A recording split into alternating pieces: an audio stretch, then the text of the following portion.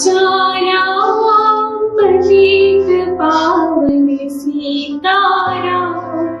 Pledge that I will remain committed towards cleanliness and devote time to this. I want to do different cause for awareness to cause for voluntarily go for cleanliness. I will neither litter nor let others lead. I propagate the message of Swachh Bharat mission in all spheres. हर नागरिक का होगी सपना स्वच्छ पूरा भारत. जय हिंद जय भारत. हमसे जीने का पाठ पढ़ाया है. शास्त्री जी ने पूरे विश्व में भारत का मान बढ़ाया है.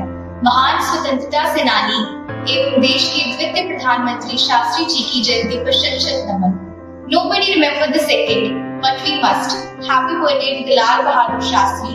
Very few people know that Lal Bahadur Shastri shared his birth with greatest Mahatma Gandhi. His health that is real wealth and not pieces of gold and silver.